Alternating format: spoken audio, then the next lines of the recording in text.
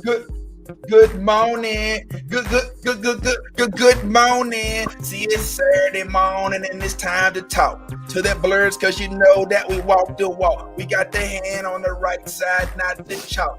And it ain't Nickelodeon, but we talking the dog. It's like, ooh. Hey, what's going on, y'all? Y'all already know what it is. It is time to discuss some of this blurred stuff, nerd stuff, as we do on a weekly. Check us out on the Spotify's, on the Apples, and on the YouTubes right now. We are live and direct. We want to talk about what's going on in the world, including, by the way, please go ahead and make sure you share and tell a friend to tell a friend. But yeah, we got to talk about what's going on, man. And one of the things that we noticed this week is that it's become controversial that the boy who leads the Ant-Man movie with his incredible performance is getting a little blowback because of some of the pictures he took online.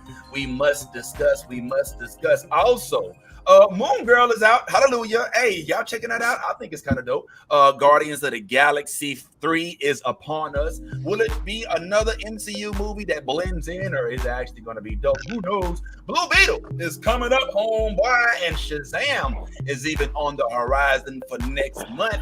But before we get into all that, man, we're going to actually start talking about one of our guests that we're so delighted to have, not only this year, but this morning. Young lady is an aficionado of all things. But before we start the main introductions, why don't we have our good homie Yvette introduce us to the world? What's going on? I love the new blurred order. You should too. Whoa. Let me get all this 10p Wayne. All the niggas rapping about the same old thing. I've been coming through with the same old gang. Ain't shit changed except mine got a name. Got it out the mud but we got no stains. Cold ass nigga with a gold ass chain. The girl call me daddy, not my government name. Money on my mind, got them bands on my brain. Let me tell y'all about a nigga I know. The nigga stay clean so he always got hoes. Light skinny bitches like. All right. As you all know, once again, we do what we do every single week. Appreciate y'all for pulling up. And like I said, make sure y'all hit that like button. Go ahead and comment, drop how you feel, and make sure you share this right here with your friends, fam. Let's get some folks into the conversation, man. I ain't gonna lie. I'm excited today because we have a special guest, and I am an idiot because I didn't mean to reveal us just yet. But we gonna go ahead and keep moving. Yeah, like I said, man, there's some stuff going on with this Ebony cover.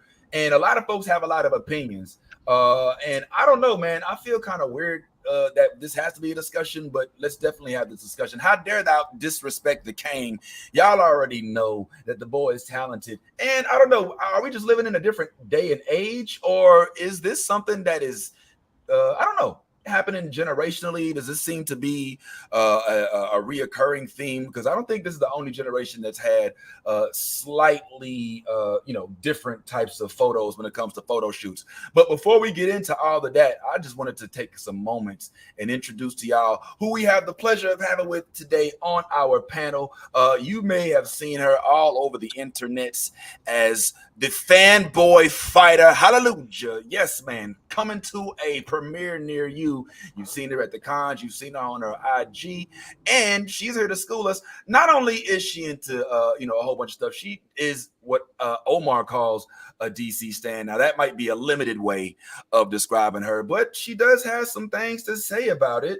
Even had a proposal for James Gunn. Hey, James. So you may not know me, but you should. My name is Fantastic Frankey, and I am a DC aficionado. I have been into comics since I was this age. That's me right there, and my papi and my mommy. And as you can see, Batman is king in my household. I'm one of the last fans of the CW verse. I currently work as a content creator, and I review things like comic books, anime, anything in the space, and I connect it to social commentary. I also give suggestions on storylines and alternatives to things that I feel like may not fit in the universe, and I give a perspective as a real comic book fan. Beyond that, I work with HBO Max. You can actually catch me on their page reviewing things like Batman the Animated Series. I have spent the last 4 years building trust with comic book nerds. I know you know how hard that is. And I have some great ideas of where the DCEU should go. So hit me up. The fans will be happy and you will be happier.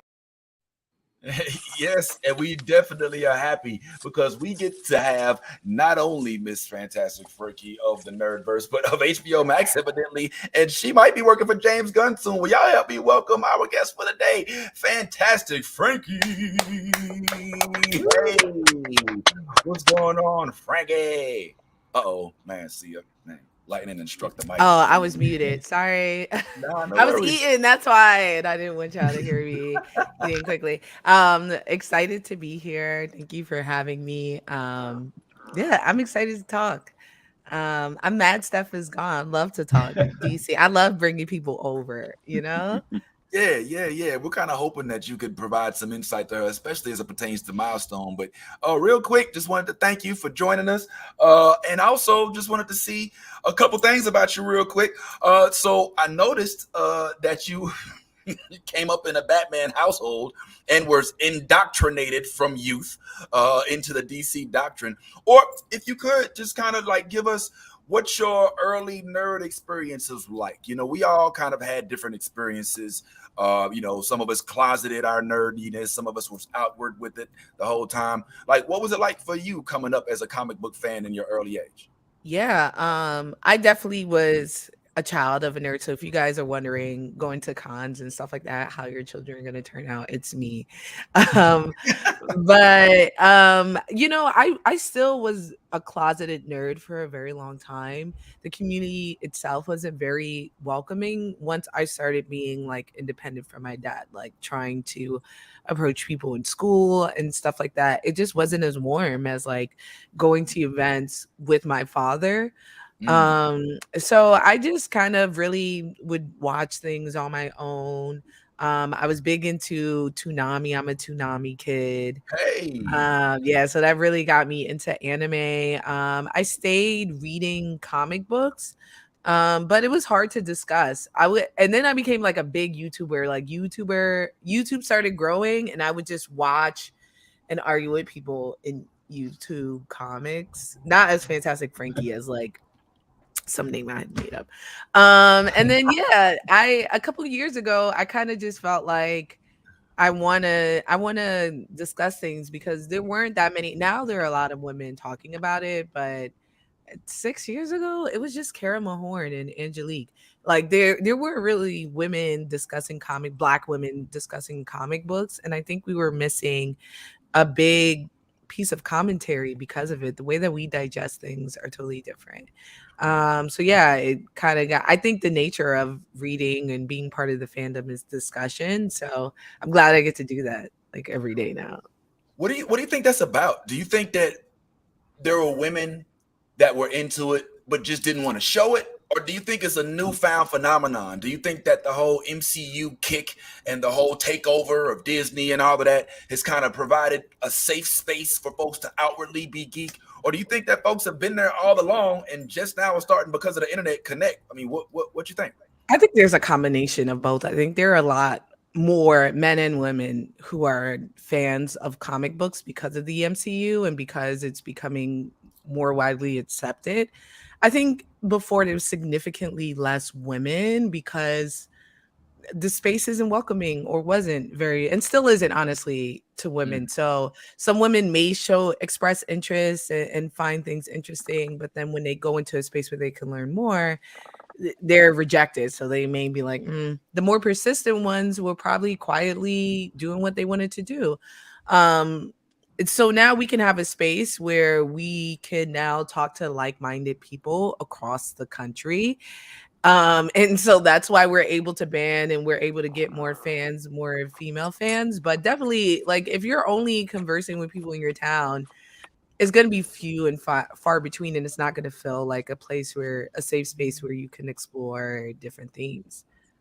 Yeah, man. Yeah. One thing I like about your page is that not only are you instrumental in speaking depth to those of us that consider ourselves basic hoes, you know what I'm saying? That watch, you know what I'm saying, just a little, just a little the theatrical stuff and may not have read the comics. But like one thing, if you follow Frankie, which I'm encourage you to, not now, but in about an hour or so, go to your IG and hit that follow button because Frankie, I think, takes pride in putting us on to stuff that we may have overlooked because it doesn't get a lot of mainstream cred. You know what I'm saying? Like, I mean, there's a lot of comic books that I've seen and been put on to just because you have them on your page. So, like, I mean, are you, I would say, constantly looking for new things, and you get these in your inbox? Or, I mean, how do you end up like with so many different topics and so many different books and things that we don't, that the average, comic book fan that sticks with the big two isn't really necessarily familiar with? Yeah, at this point, I'm getting them in my inbox and I'm going to enough cons to learn. Oh, Right. So I frequent cons a lot. And that honestly is the best place to learn about indie comics or comics outside of Marvel or DC, or to find out what's going on in Marvel and DC. Because even then, I think a lot of people don't explore outside of yeah. the big stuff, Spider-Man, all that jazz. So I go to cons, I get to meet the writers, they tell me about their books, and then I get excited and I read it. But yeah, also especially now that I've been focusing more on reviews, I get sent a lot of comics, and I read them, and if I like them, I'll um display it. So I'm not here unless it's from DC or Marvel. I'm not here to put down comic books. So if I'm not a fan and you send me your stuff, sorry, I will put it up if you need to put up art and stuff like that. And it's just because I don't want you don't need that for me. You know what I mean? You could get that from someone else. I could talk Marvel and DC. It's not going to change the amount of people buying them. You know what I mean? This is true. This is true. I've noticed that a lot of your indie stuff also is a heavy focus, and I appreciate this. And even I'm sure Steph, if she ever gets in here, will appreciate this. A heavy focus on Black characters. And because of you, I'm introduced to a lot of Black characters, even in the DC realm, to be honest. I mean, a lot of people may not necessarily have been familiar with the birth of Milestone and with the merger with DC and how if it wasn't for Milestone, we wouldn't have a Static Shock cartoon and things like that. So one thing I love is your defense of DC. Maybe everybody doesn't necessarily agree, but I think it's dope because as a fanboy fighter, you got to have some depth. I want to put y'all on to something real quick. This is one of my favorite Fantastic Frankey reels. And like I said, you got to get on the page, man. But somebody had the nerve to ask Frankey what she would do if she had some powers to control the narrative at DCEU, and her response. What does my version of the DCEU look like? Let me start by saying that I understand this would never in a million years be clear, but this is my fantasy, and I want y'all to hear what could be if y'all would stop being so racist. I'll give y'all another video with a true DCEU. So the DCEU would start with the Martian Manhunter movie. John Jones will fall into a civil rights era America and take over a Black soldier. He will then raise up in the ranks and join Argus, all that jazz, and it will end in present day during a huge Black Lives Matter rally. In this rally, the police do what they do best, police brutality, and they create the Big Bang, which will bring us to a Static movie. John Jones will obviously take him under his wing because he understands brutality and he's experienced genocide. And also he's been fighting for Black rights for now like 60 years. Next up would be a Nightwing movie. Him and his girlfriend Bria are freedom fighters. He's already left Batman, so we're not doing any Batman Big Three movie. Now we are gearing up for our Titans movie. We are bringing in Starfire with her own movie where she's not understanding this race war that's been going on. Coming in hot is a Zatanna movie where she's Romani and her father is already Dr. Fate. You got Donner Choi, but Nubia is the queen of Themyscira. She's trying to figure out she should join. We gonna finish phase one with a very Black, very queer Aqualad. And that's how Frankey Feige would do it.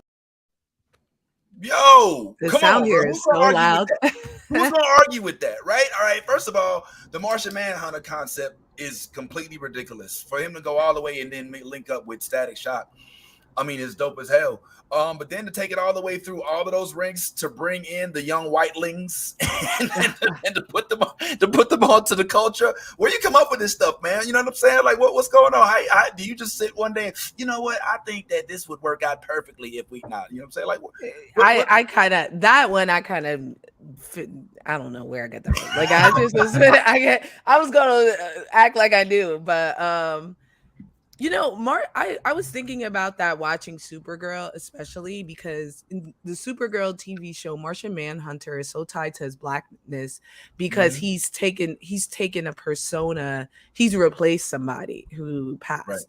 Right. So unlike other Martian Manhunter stories where he could be whoever he wants in America, this guy has to be this black man, and he discusses like how it's been being a black man in America.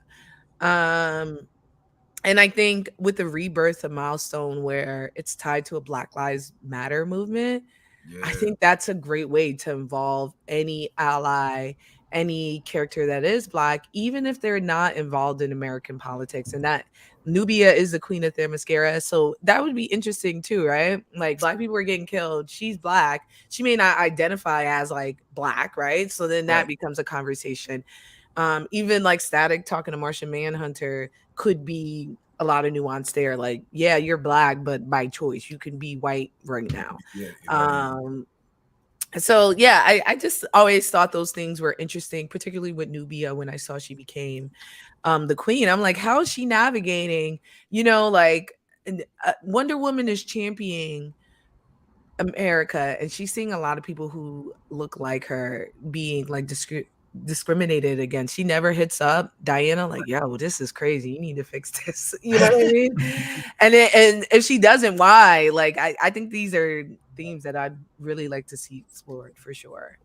Yeah, well, I mean, it definitely as it pertains to Blackness, because I mean, it seems like they've almost basically in most of the depictions of Martian Manhunter now given us Black versions of it. You know what I'm saying? Even in the DC, the Justice League, they kind of leaked, you know, in the first one, you know, there was a depiction of Martian Manhunter who ended up being Black. So it's almost, it can't take it back now. You know what I'm saying? I feel the same way about Silver Surfer. We were talking about Norrin Rad and how he's basically Black. You know what I'm saying? I mean, even though he's not even from Earth, you know, everybody on oh my God, Ty, what's it again? Tyrone, where's his planet?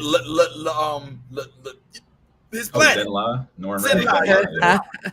I was gonna let you get it. It wasn't coming early in the morning. So yeah, I always love to see when the mergers. But you actually think that Static Shock could potentially be the DC version of Miles Morales? Did I get that right? Like, I think so. I think a Spider-Man. I mean, now Static is very dark.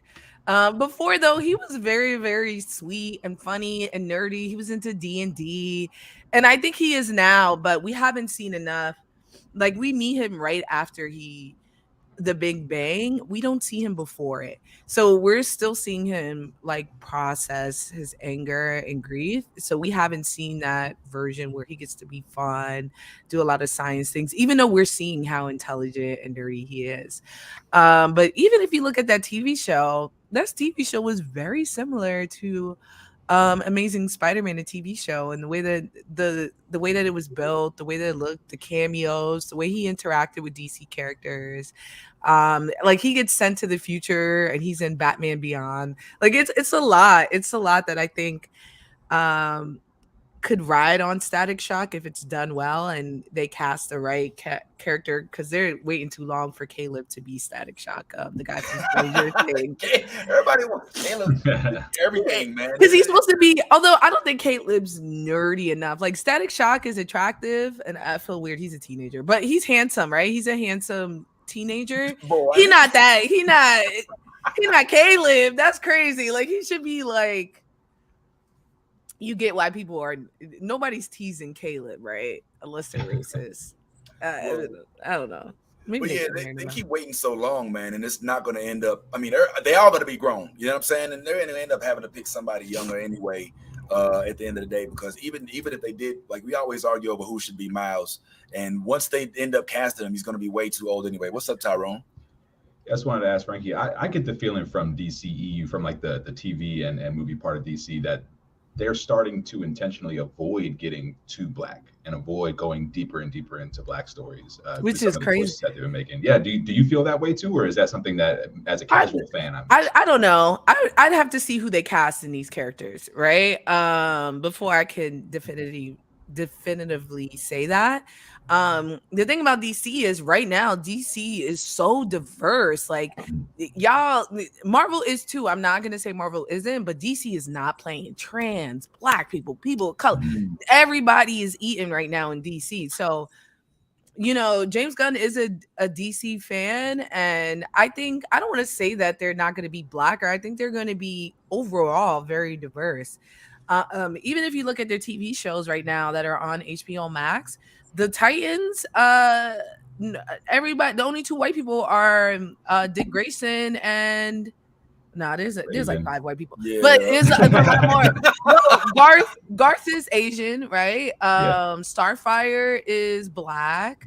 Damn, I think Donald Trump is white. I thought she was half Asian. Yeah, I don't know, because I think that well, I guess you're right when it comes to Tim Drake, and then Tim Drake is Asian and black. He not even and then and queer. But Superboy is a full-on 2 white men at once. Yeah, but you know what? They coded, which is odd to me, because they're making Lex. Actually, Harley Quinn show everybody black, right? King Shark black, Swamp Thing black, Lex Luthor black, King Shark is black, Hawkman and Hawkgirl black. They throwing everybody black. So it's hard for me to say, because they can cast anyone in most of these stories. So I couldn't say yes or no. I don't know. I think the mascara, I don't think they're all going to be white. Booster Gold, we'll see. But I don't think DC cares. And they just made Hawkman black, which long overdue. I don't know. I'd have to see. I don't think DC cares enough to cast only white people. And I have to say it is a little trendy to be like, let's race bend a lot of these characters. They're not putting anyone like Thor, where the lore is tied to white culture. So besides Peacemaker, and he's white, and then everybody else, he had a black woman, his opposite. So yeah, we'll see. I think we'll be fine in terms of the black, and I think we'll see other people too, like Asian people, Latin people, Middle Eastern people. I think we're going to see their stories as well. Well, yeah, I mean, DC is, at least I feel, acknowledging their lack of melanin in some of their, in some of the projects. I mean, by coming out with Blue Beetle, being careful enough to say, look, we're not just going to, have a Latino character. We're going to have a Latino director as well. We're going to do that part right. They kind of, Last of Us Sammed it out. I think that's an acknowledgement. But if I could speak just myself as a Marvel fan, I think that's one of the deterrents for me at the beginning, was the fact that I would look at the Justice League and be like, all right, these are all privileged white folks, and then they threw in Cyborg, and that was cool. And some people try to, cape for Superman and be like, well, yeah, Clark, he grew up on a farm. I was like, oh yeah, he grew up with all that land. He's in it. He's supposed to be an immigrant. But I mean, do you feel like the Avengers are Avengers are white? They're very white. I'm confused. Right, what you mean? I guess for me, in the beginning, kind of knowing that there was the existence of a Blade, kind of knowing that Marvel came into the cinematic universe before the MCU existed, on the back of Wesley Snipes, who's, some would argue, was like hella black. You know what I'm saying? And then you look on the other side and you get Batman, and then you get more Batman, then you get Superman, then you get more Superman. And then, hey, we'll slide in some stuff now that James Gunn's here, and I like the direction it's going.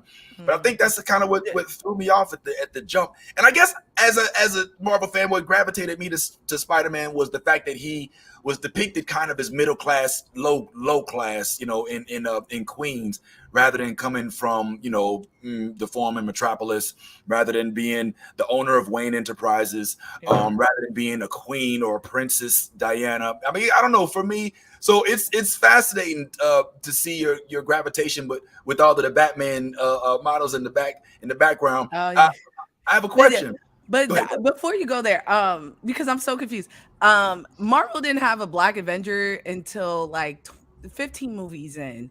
The Justice League had a Black person in. First Justice League movie was Cyborg just sitting in there. Now he was done wrong, but I still saw a Black person in the first Justice League movie, right? Blade, it's Mhm. been 25 movies. Blade has not touched, and they haven't even started writing the Blade movie, right?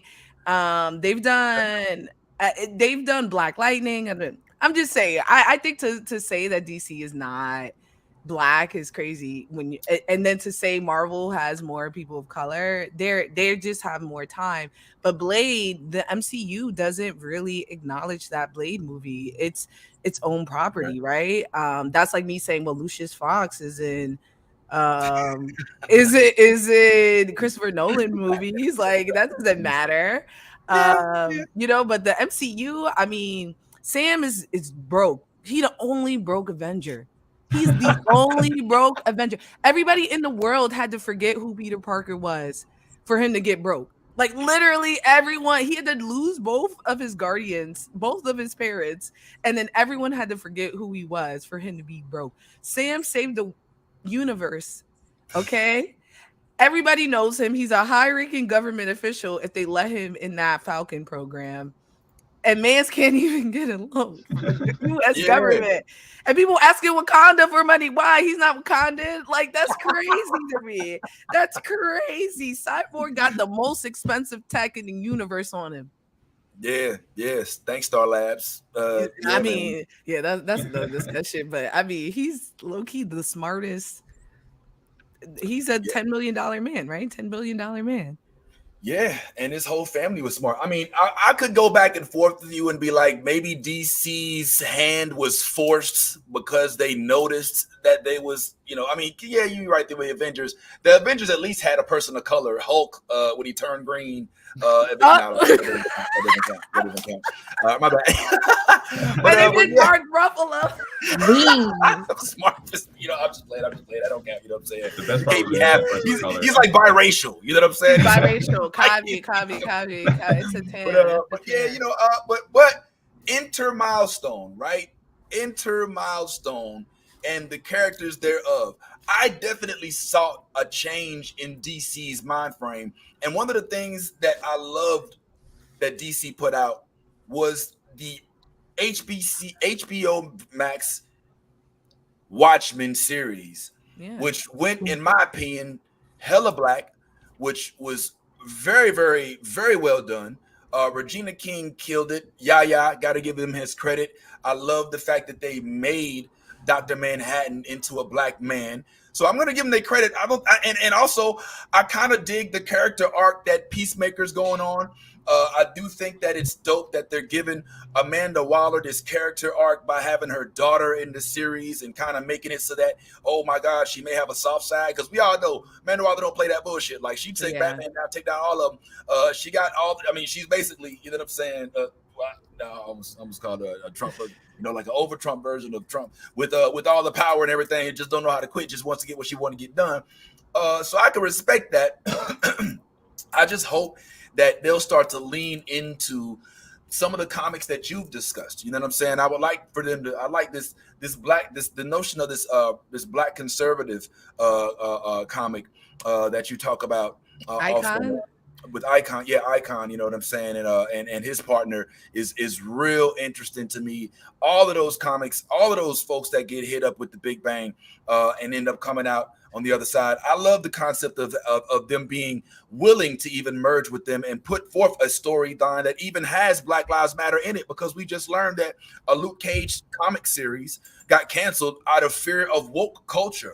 So for them to actually come out makes sense. I just wonder if it'll make the big screen. What's up, Tyrone? Just want to correct you. The Luke Cage series got canceled out of fear of right-wing nut jobs, not woke culture. Out of fear of anti-woke. Yeah, thank you. And honestly, I don't want an Icon TV show. It's very hard to do him well. And it's clear that a lot of fans of the genre in general don't know how to read nuance or satire.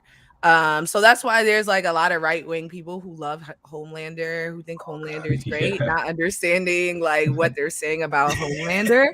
I think the same, and honestly, Dwayne McDuffie couldn't write for years for that same reason, right? Clarence Thomas started talking about Icon, and it gave him writer's block. Because he was like, whoa, this is not what Icon's supposed to be. It's not for you, my boy. And honestly, I think that, and I feel that way because I think Amanda Waller is written not well in everything I've seen her in.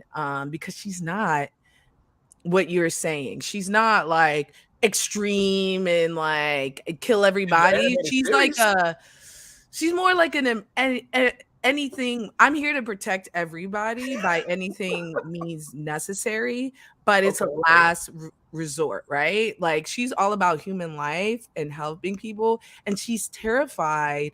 You know, I think a good Amanda Waller, you could be like, damn, I would have did the same thing. That's how you should be feeling about Amanda Waller. And she's cutthroat because that's compared to all these heroes and stuff like that who are like risking the whole world for one person, right? So you're like, dang, if you really love that person, why wouldn't you do this? But she's like, bro, there's millions of people. I gotta save these people. So I think that's a piece of nuance that we're really losing from Amanda Waller. Because even like with the Suicide Squad, she just seems very, very mean, right? Like she's sadistic. And I don't want to say she's sadistic. I think she's more like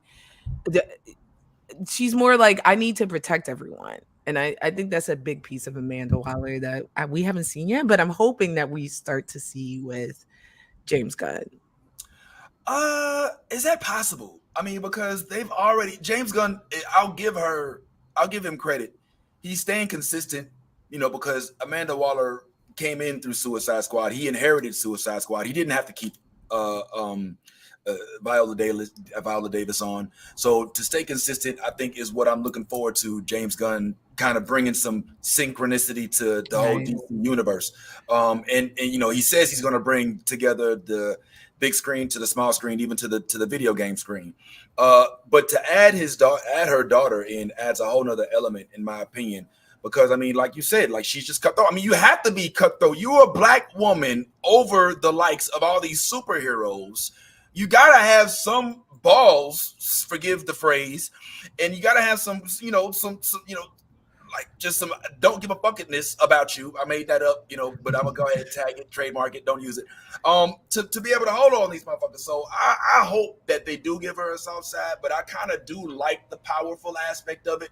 Yeah, hadn't given her like the arc that shows why she's that way. Like you said, she just comes off as this vicious bitch. You know what I'm saying? Who's here to like be the general manager we all hated growing up. You know what I'm saying? Right.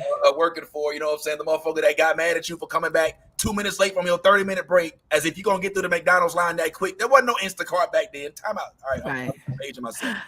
So I'm looking forward to that. However, I don't want to get too far off base because we're going to talk DC and we're going to talk Marvel. Right. But I also want to talk a little bit of fashion, if that's all right with y'all. You know what I'm saying? I just want to talk a little bit of fashion, just a little bit of fashion, because we do have a fashionista in the building. Hallelujah. You know what I'm saying? Let's not sit here and pretend like somebody don't go ahead and rock the fits. All right. Come through colors down, pull up. You know what I'm saying? Ghana. This Frankey ain't the only one that's got some fashionista or some fashion quality about her. If y'all ain't noticed, Mr. Jonathan Majors recently was featured on the cover of multiple Ebony issues. And for some strange reason, there was hatred of some of these depictions. And I'm interested to hear how we all feel without even asking, about what the other opinions are. I'm just going to put up an image, and I want y'all to give me either a thumbs up, give me a thumbs down, or give me a meh in the middle if you don't have any feelings whatsoever about these photo shoots. All right, I'm going to take this down in 3. Remember, thumbs up is if you love it, thumbs down if you hate it, and meh in the middle if you're indifferent and have nothing to say about it. I'm going to take this down in 3, 2, 1. Hold on, let me get tired here. And boom. Yeah, I didn't know we could do 2. Oh, shit. yeah, that's right. We got 2. There's no I got actual 2 rules thumbs up. here. I see Tyrone's got 2 thumbs up. I see Bad Ty got his hair all the way up. You know what I'm saying? So I'm gonna count that as a thumb going up. But Nolly, I saw your thumbs was up too. What is it you love about the shoot, Lil Mama? Yo, there's nothing better than a man who's confident enough to pull off these looks. Like right now, I think like Haute Couture is like it's coming into more mainstream things, and so to see like look at this Don Flamingo inspired, like just look at the material, okay? Look at the material. Respectfully, let me wipe some jewel. Like he is finer than a motherfucker. Look at him. And he pulls it off so well. Like, first of all, Black people are the blueprint and we pull off anything well. But he delivered. And it's just like it exudes like confident energy. Yeah, man. Even with the blue steel on, you know what I'm saying? Yeah. Frankey, you love it too, huh?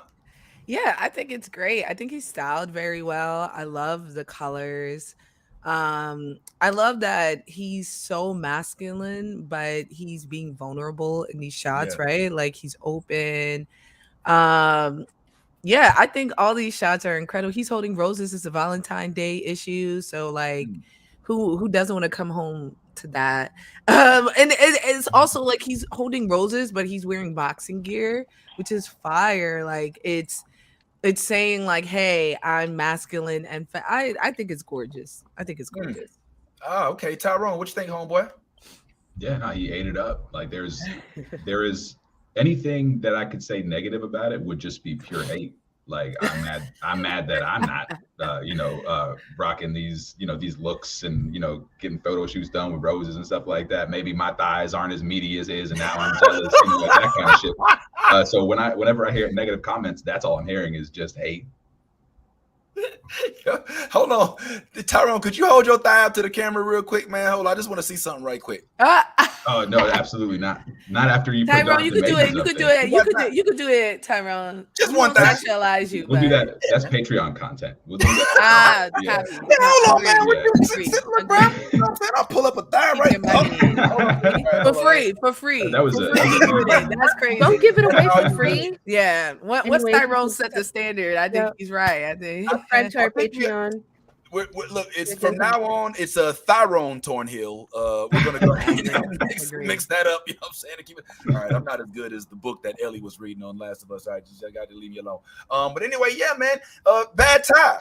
I couldn't help but notice you didn't give any opinion whatsoever, man. I'm gonna give you a second, and I'm gonna let you do yours on your own. So I'm gonna put this up right here, and I want you to tell me thumbs up, thumbs down. Thumbs up, thumbs down, or in the middle. Why you gotta leave it?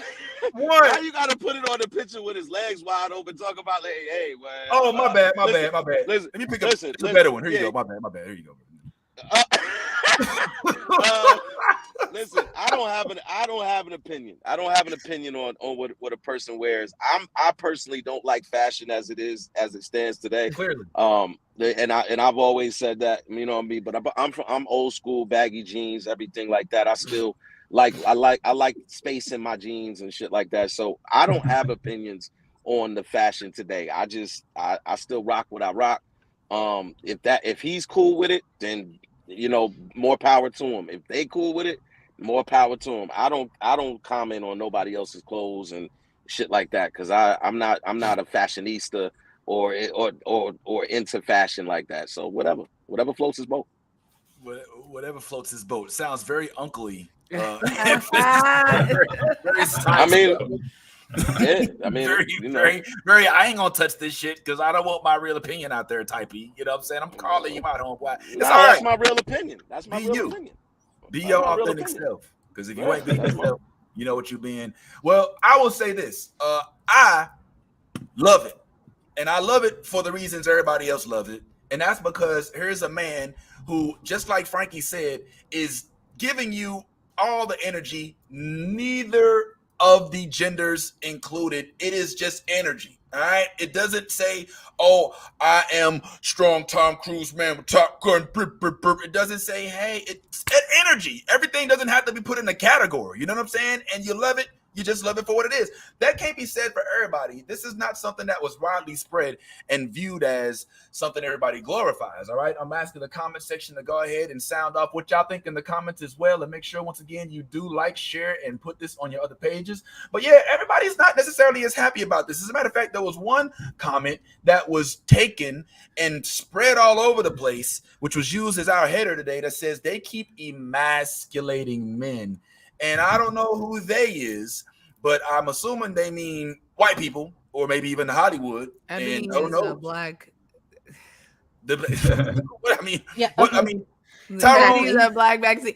Man, let me tell you something. Gen X, older millennials, and boomers are in mental jail. What is my dad's the same way. Like, he won't drink a pink drink and shit like that. What is effeminate about that? Because he's wearing pink? Yeah, like I said, he has on boxing gear. It's a Valentine's Day issue. He's saying, "Come get this." Nothing to look. That's masculine to me, right? Because he crossed his leg. Do men not cross his? He wearing a silky. He's wearing a do rag. I'm confused. But they see pink. They see this, and also, why does it bother them? Right? Like, I think. I think that we put men and sexuality in such a huge box. Like, even to what you were saying earlier about, like, I wear baggy clothes. I remember when I was younger, baggy clothes, people would talk about baggy clothes like it was crazy. It would get people viscerally upset if they saw you in baggy clothes, when in reality, that's a part of culture. Right now in culture, we are letting men wear whatever they want. You want to eat appetizers? Eat appetizers. You want to take a nap? Take a nap. Like, do what you want. Because the list I've been hearing about, like, what's effeminate and what people consider, especially I live in New York, is crazy. It's crazy. And then these women want these hyper masculine men where we don't let them express themselves in so many ways. And then we're wondering, like, why are they so mean? Why do they have these anger issues? Why do they do that? Because they can't. They live in this box. This is Black history I'm looking at. Black men can wear a pink thing on a velvet couch and hold some roses. This is beautiful. And he still fuck you up. That's what this one on the right is saying. I'll still look. I box. I could be both. What? Like, that's crazy. And I guess it gets me. It gets me riled up because it's the same reason why a lot of Black women are considered so masculine too, right? In the same way that Black men are hyper masculized, so are Black women, and it's because we have such strict lines on what masculinity is. So in any way that women, break away from what the barriers are of femininity, which are Black women inherently, then we're like tossed. Like, I'm called trans all the time, right? For what reason? Because I'm vocal, because I wear t-shirts, because I do this. That's the same logic, the same thinking that goes, this Black man can't wear a pink shirt and cross his legs, is the same thinking that fuels this Black woman can't do this, that, or the third. Wow. Well, first of all, fuck whoever out there talking shit about Frankey. All right, right? We'll fight a fanboy too, bitch. I don't give a fuck. Pull up. Fanboy squad, man. But second of all, like, there's definitely something you tapping into, and I do think, that saying we used to always hear, we probably still do. People always fear what they don't understand. I feel like this is another one of those things. Like, it's easy to misconceive something that could just be fashion and try to put it in a category of something that you fear. And guess what? There's a term for that. It's called homophobia. It's called being afraid of being put onto something that would make you something else. This notion that they are effeminate. This is Ebony magazine. You know what I'm saying? So when you say our men, you're talking to one of our magazines. And again, and I'm gonna throw this at Nolly real quick. Nolly, Like, this is not something that is just being said by a bunch of Twitter folks. All right. This is, I mean, of course, you got the Dr. Umars, the Hoteps are coming around. Even Dr. Boyce Watkins, who I, frankly, in some respects, because of his educational acumen, not necessarily his opinions, have some respect. But this is what he says. Ladies, this is for those listening on Spotify. Ladies, this is how Hollywood defines Black masculinity. That's why so many of your men are defeated and weak. Nolly, are our men defeated and weak because this is how Hollywood defines Black masculinity? No, shit like this is why our men are defeated and weak. Like, it's clothes, baby. Unclench.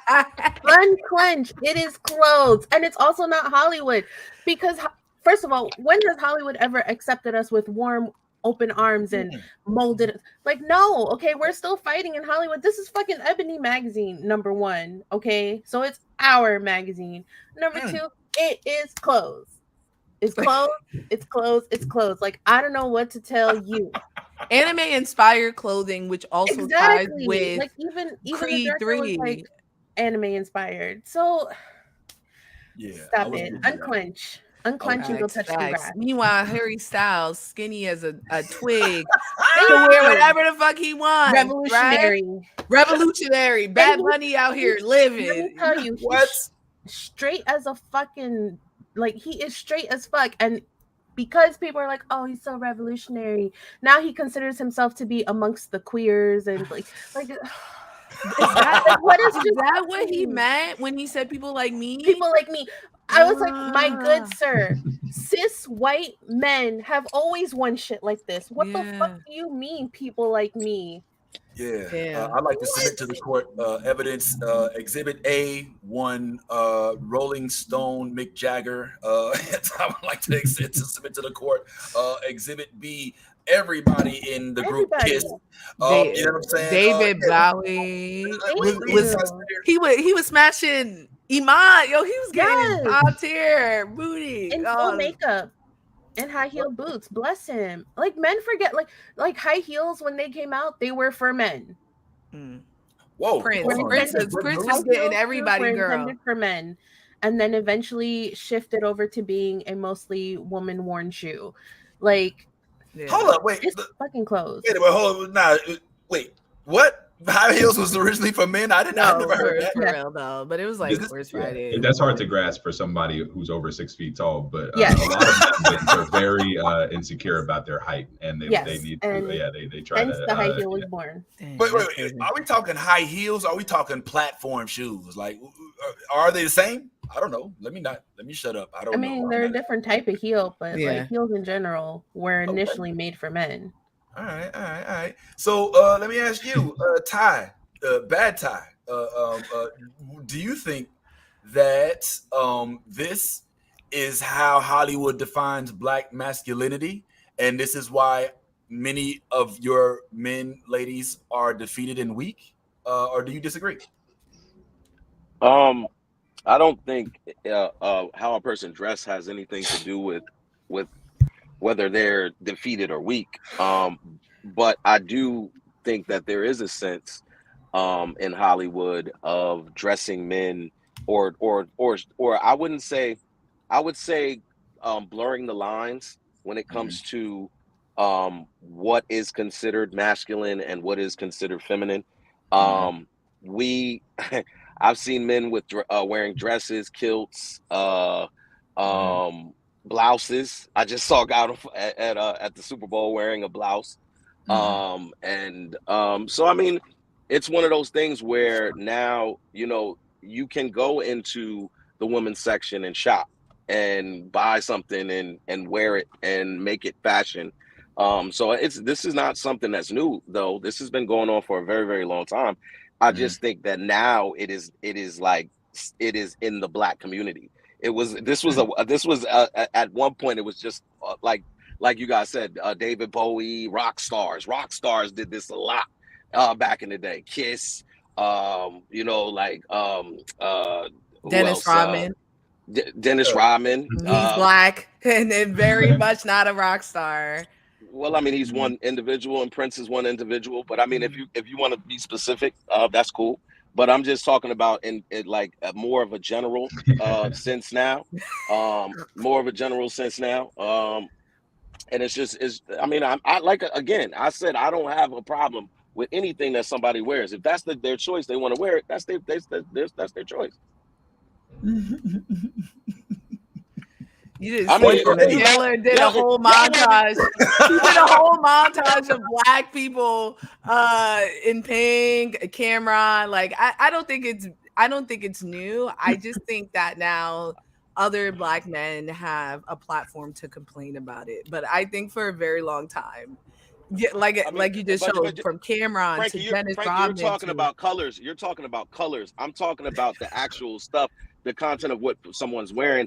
If you're talking about Cameron was wearing a specific clothing line, which was Iceberg, and at the time he was wearing Pink Panther stuff and everything like that, fur coats and everything like that. It was a he wasn't pink wearing silk blouses. line.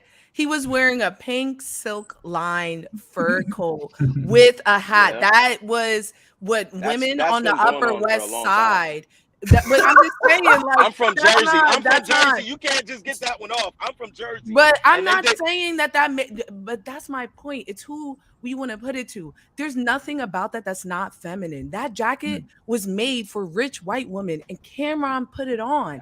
That's right? With the baby fat. He got a baby fat cell phone. That's for teenage girls. The same was with Little Richie, like, men could be feminine in the way that they dress. Yo, he's giving me so many people, right? Like Rick James, like Eddie Murphy wore a full leather, tight, open fit. And that shouldn't be an indicator of masculinity. That's the whole point of that Prince story on the Chappelle show, right? Like, all the men came up to these men that were effeminate, and they were like, whatever, we're gonna play them in ball, and they got washed up. It's not the way you dress is just the way you dress. Like you said, it's just clothes, but it's not new. It's just people are hating on Jonathan Majors, right? He's so masculine, and they're like, why can't he just be what I think masculine is? And I don't think that bad. And this is one suit. Every other time we see him, he's dressed in regular Henley and stuff like that, or armor or stuff like that. Like, let him try something different. Yeah. Welcome back, Steph. It's good to see you here. It's always good to have Steph along with us. Why don't we go ahead and bring you up to speed? We were talking about one of your love interests. I don't know. I don't know if you've ever expressed love in Jonathan Majors, but what say you, Steph, about what's going on with the Jonathan Majors quote unquote controversy? Is this a lot to do about nothing? Is this an issue within the black community? I mean, what's your opinion about this photo shoot in general? I think it's ridiculous.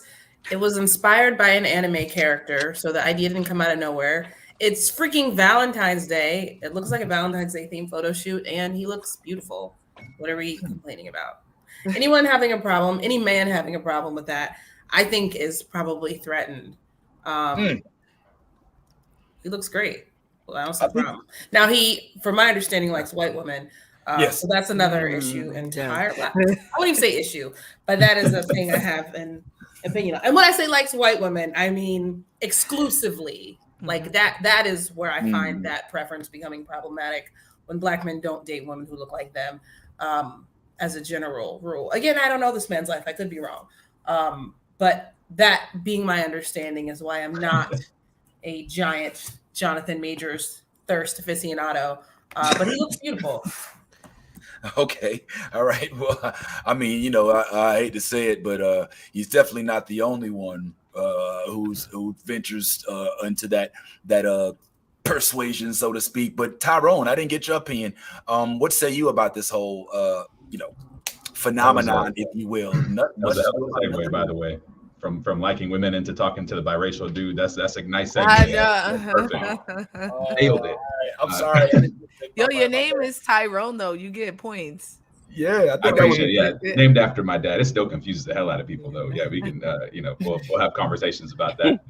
But no, it's when when I hear people talk about, oh, like this is why your men are so defeated and weak and stuff like that, I guess if a article of clothing or the way somebody's posing or the colors around them can really affect my masculinity that much, I would also feel defeated and weak. So to me, that's just people telling on themselves. There's nothing somebody else can do that would ever affect who I am and my level of masculinity or femininity or whatever else. So it's I think people put so much into this for a couple reasons. One is we can't forget about how right now there is a very large effort to demonize anything that goes outside of the normal gender binary, right? Because as we get further away from these boxes, there's a harder and harder pushback to keep us in that state, in that regular like gender binary patriarchal kind of state. So this kind of thing is just absolute a lightning rod for faux outrage. So people can say, look, here's more evidence that they're trying to take this or that from us or whatever. And nobody's trying to take shit from us. This dude's just dressed the way he wanted to dress, the way the photographer wanted to style him and the stylist or whoever else. So yeah, I guess ultimately my thing is do a little bit of inner searching if something like that hits so hard for you and makes you feel like something is being taken from you. That's kind of that's a time to ask yourself some questions. Why do I feel like this? Why is this person's photograph making me feel so threatened? I think threatened was the right word. So yeah, that's my take on it. Yeah, if I may jump on my soapbox right quick and preach from the pulpit, there is because of how Black people were brought to this country, there's always going to be an undertone of conspiracy theorism with regard to what it is that the agenda is, right? And right now, a hot button topic is that the agenda is to effeminize, to demasculinize Black men as a whole. But and that's why, Tyrone, me and you, we do stand-up comedy. You know what I'm saying?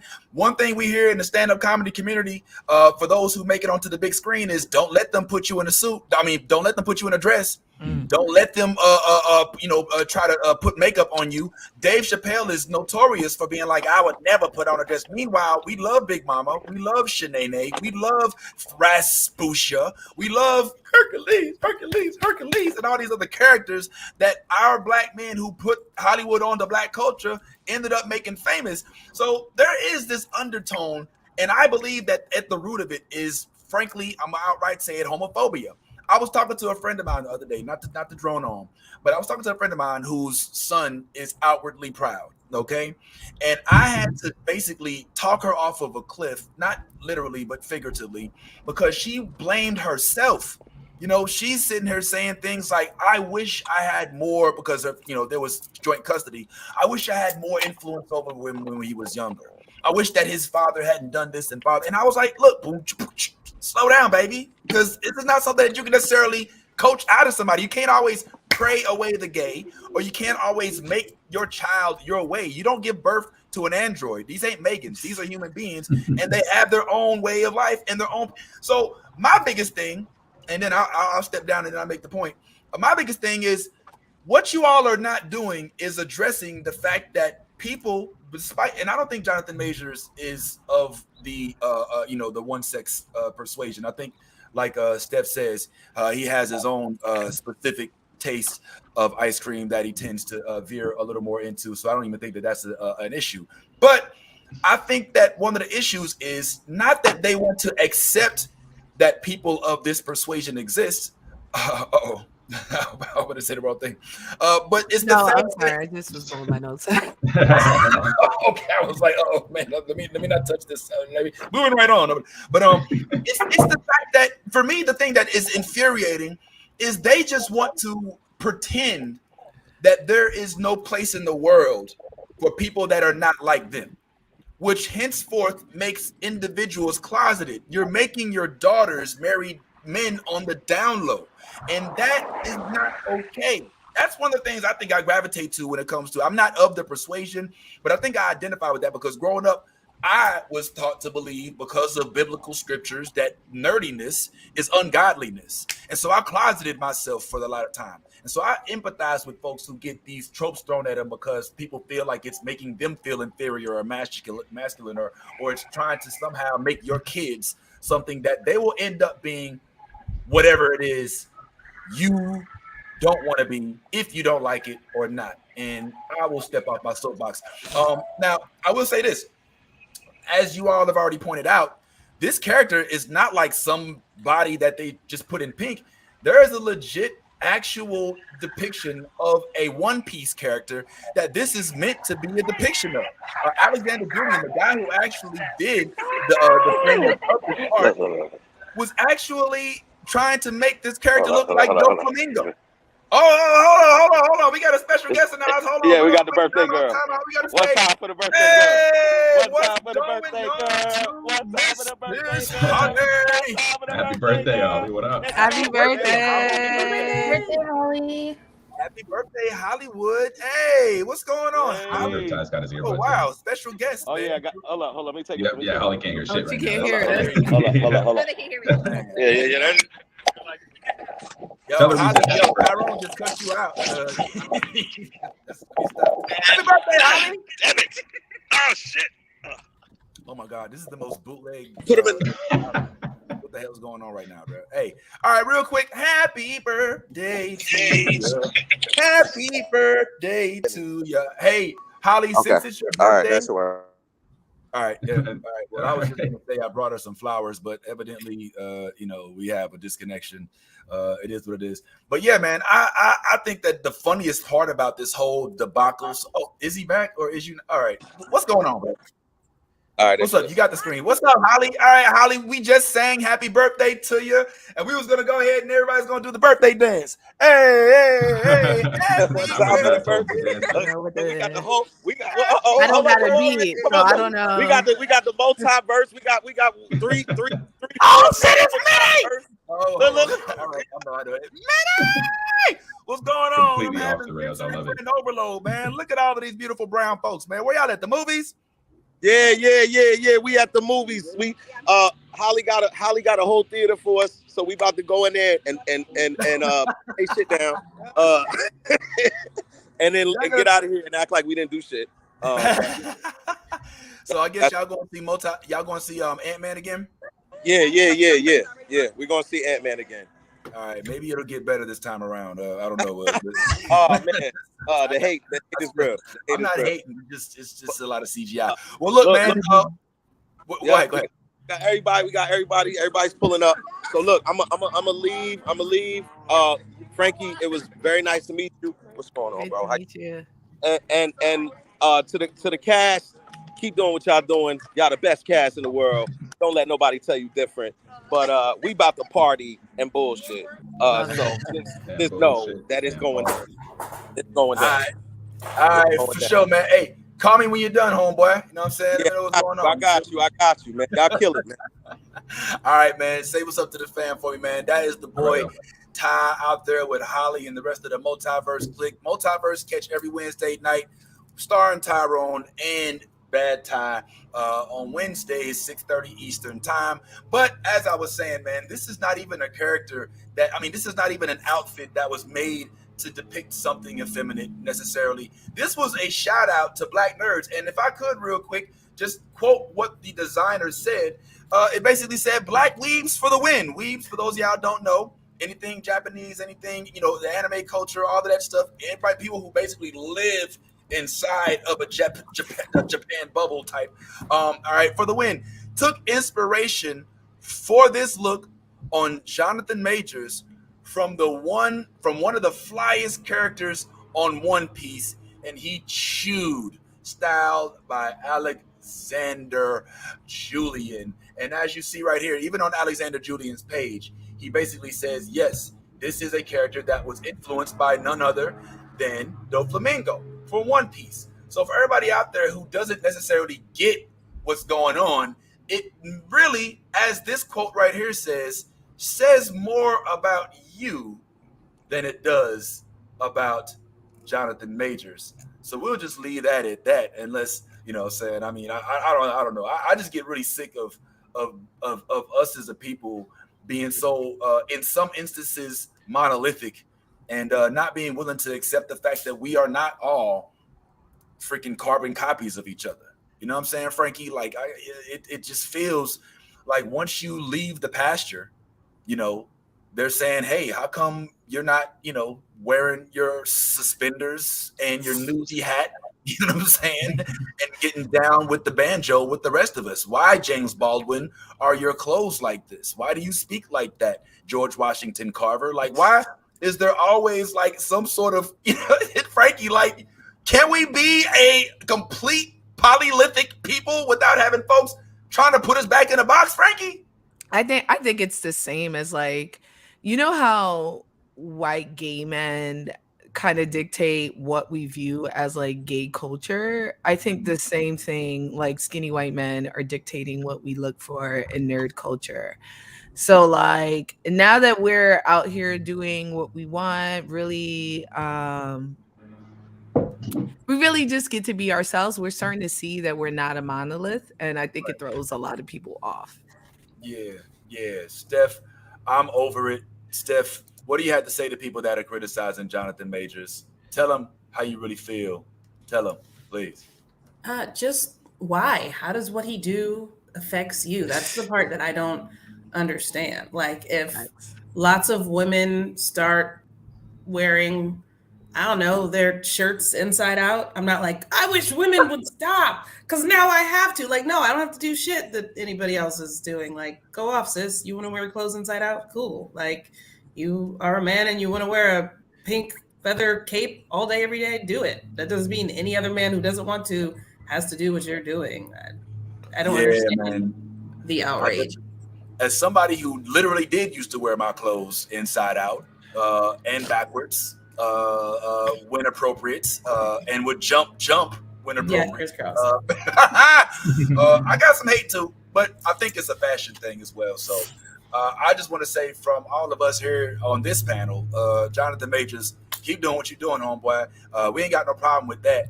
Go ahead. Love what you love. Take those pictures. But we gonna talk about this. This is a whole nother subject, a whole other day. Anyway, I ain't gonna throw that there. You know what I'm saying? Love who you love. It don't matter. It'll be hypocritical for me to say love who you love, except for if they're, you know, like a melanated. But that's a whole other subject. So I want to kind of get back into the Nerdverse. One of the things that I loved about this was that this was a cover that came out right around the time when Ant-Man came out, and Ant-Man recently was released.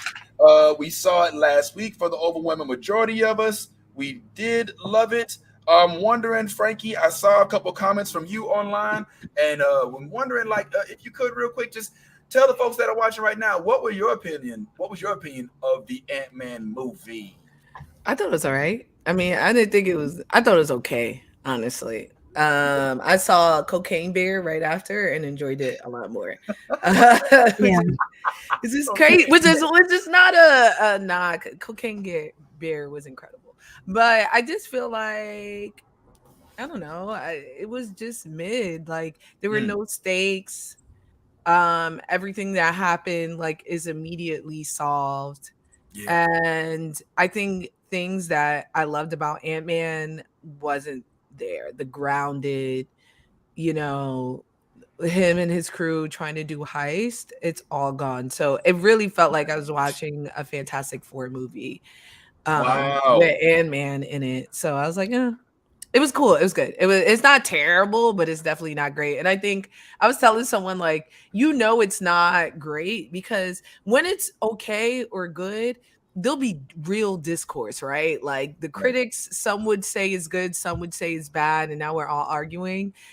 When the reviewing period came on, when we all saw screeners, nobody said anything.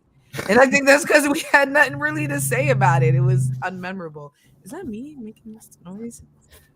I hear a little mic feedback. I'm fine. But yeah, it was okay. Okay. All right. Cool. Well, I mean, I feel like you and I may be on the same page. And as a Marvel fan, I always disappointed when a project doesn't rise to the occasion. But we're not alone. There are actually, as Nolly dropped in our group earlier, there are some folks that are like, look, bro, enough Marvel. What the fuck? What's going on? What direction are we going in? And what is it that you feeding us right now? I happen to agree in this sense. I did get a peep of one of your videos, and I could not agree more about how the relationship between Cassie and MODOK should have been much more explored. There was an extremely traumatic event that took place in Cassie's youth that they only kind of glossed over in this show. That could have been a whole arc. And I feel like in the Marvel quippy, the whole Scott Lang, I'm funny type of way, the movie just was a little too, for me, it was too lighthearted, but trying to be deep with Kang at the same time. Now Tyrone disagrees. Tyrone loved every inch of the movie. Am I wrong, Tyrone? For real? Oh no, I had a great time. I've been measuring comic book movies in fun lately. It's where I like to have my fun, and I had a lot of fun watching this movie. And when we talked about it last week, I said there people have their gripes about it and their criticisms, which I understand. But this one to me was just like, it was a great time. I enjoyed it. I had a ball at the theater, and just I liked MODOK. I thought MODOK was done hilariously. I don't think you can do a live action MODOK with any kind of seriousness. I think to try that would be to fail immediately. They knew what they had. Anytime that mask popped up and saw his face, everybody in the theater was giggling because we all knew it was ridiculous. So that's like really the only way you can do MODOK in live action. Were there threads? I do agree it was kind of just like wrapped up very neatly and easily for something that seems like it was a complete potentially like universe shattering thing. But I also think that this will be one of the movies like Age of Ultron where we look back years later and say, oh, here's how this connects, and here's some things that we like better now after seeing more context and more movies. Because I remember after Age of Ultron, people were like, why are we doing this? What is like this was supposed to be so much bigger, and it was only this thing, and Ultron's gone, so I think because we know kind of the way Marvel operates, I do think this will be something that's appreciated a little bit more down the line. Or maybe not. Maybe it just disappears into the ether and we barely talk about it. But I enjoyed the hell out of it. Yeah. Go ahead, Frankie. Yeah, I think things like Age of Ultron is not because they have a bigger picture in mind. I think it's the people making new movies be like, all right, let me see how I can fix some of this stuff. Because it's clear, even with like Wanda in Age of Ultron, they did not know what she was. I think she was supposed to be a Jean Grey stand-in, and then once they realized Jean Grey can join the universe, they changed her into a witch. But beyond that, I even Age of Ultron, I still think it's a good movie for what it is, but it's definitely not a good Age of Ultron story, considering how much you could have got your Black Avenger. Okay. Luke Cage is running shit in Age of Ultron, and they had a Luke Cage at the time and they didn't bring him in, which is crazy. Not even in What If. But I think with this is that one thing I loved about Thanos and how they were rolling him out was that we never saw Thanos. We only heard about him. They would tease him, but we don't really see anything about him. So that's what makes him so scary. He's so big and bad that he's just sending out other people to do his work because it's not worth his time. Kang, they're all fighting Kang, and he's 0-2 right now. He's 0-2 in battles. So I'm watching him lose and lose and lose to some of the weaker characters. And I'm like, how am I supposed to take this man seriously? Versus Thanos was sending out Loki. Loki was a capo. You know what I mean? So I'm like, dang, if Loki's a capo, this guy got to be crazy. You know what I mean? So like, I think that's the thing about Kang in this movie. I did have fun though. I will say that. I was laughing. It was funny. I thought Jonathan Majors was great. I just thought, I was watching it, I said, dang, Marvel doing whatever right now. They trying their best, you know? Yeah. I personally thought that it was a little over.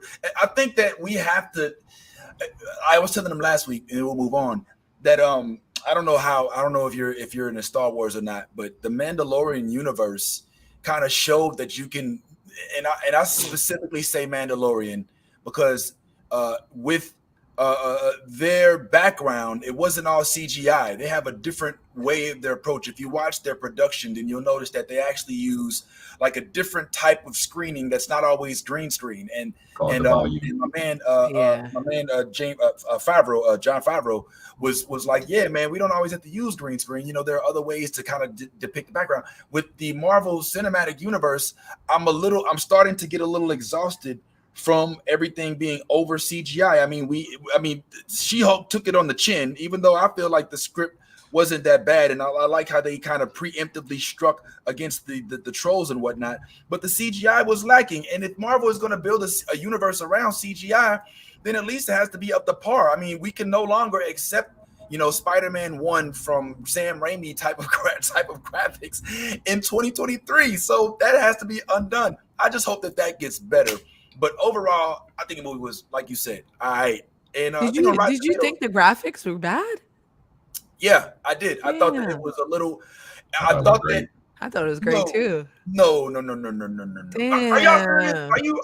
Yo, CGI is hard. What was bad? Name me a CGI. Even like you said with MODOK, there's no way to make MODOK look cool.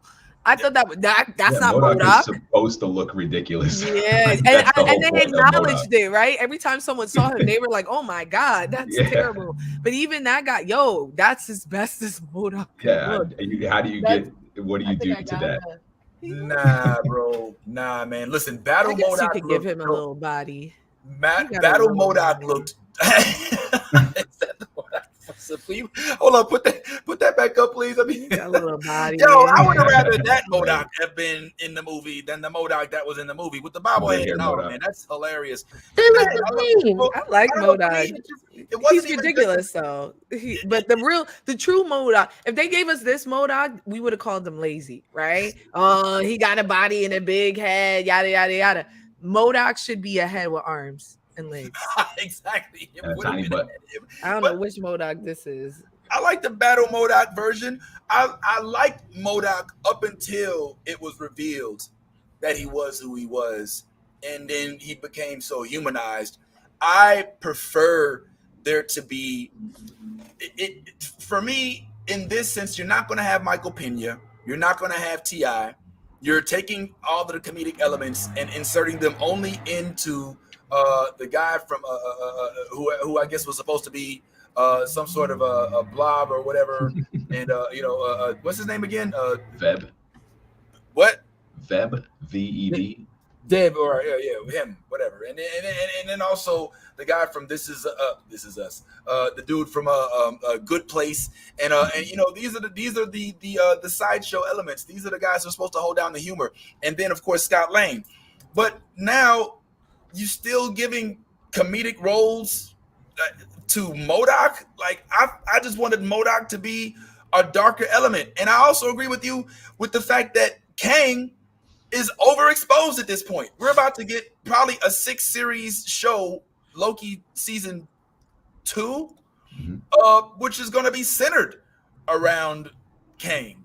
By that time, we're going to be tired maybe of seeing him on both screens. I mean, are we lose it? Or we're not worried about him. Not worried about Kang. Like they're trying to make him the center of Phase 5. And we're already getting most of the projects with him involved, Tyrone. We're not watering down the universe. Have you seen the MODOK TV show? Yes, on Hulu. Because he's ridiculous in that too, right? Hilarious, but that's more like Adult Swim-ish. That's very Robot Chicken. You know what I'm saying? Like it's kind of like when you see Skeletor and Palpatine depicted with the what I'm saying, on like Adult Swim. I don't necessarily take it as much as being a serious show, whereas like the upcoming Daredevil Reborn or Born Again, excuse me, and those type of projects, I have more of a serious element to it. I just feel like this movie was a throwaway. We started where we left off. All we did was get rid of one version of Kang, and we're right back where we were at the beginning. In the MCU that started to make waves, each movie had an impact. You'd lose somebody. The very first Guardians of the Galaxy, Groot died. People forget about that. Groot, I mean, we didn't know he was going to be coming back. What's up, Nolly? Well, I mean, they sorry. No, go ahead. No, I will not interrupt you, Nolly. I'm going to move out the way. So with the MCU, I feel like, yes, we have movies that have made impacts, but we also have filler movies. And I feel like Ant-Man was always a filler movie until we got to the next step in wherever that phase was going. So I think with this Ant-Man, it was still filler material, but still in a relevant point to the timeline of what this phase is going to be. Okay. I feel like a lot of people are just, after we got Endgame, they're expecting Endgame from every movie. Okay. All right. Well, that's definitely a valid point, and I don't mean to shit on it. Again, I didn't say I hated it. I just, you know, sure? I don't hate it. I didn't hate it. I just didn't leave the movie like, oh shit, oh shit. You know what I'm saying? Like I'm expecting to leave. Look, when I felt that. But why isn't that the goal? Like, am I supposed to go to a movie like, oh, that was cute, or should I leave a Marvel movie like I left the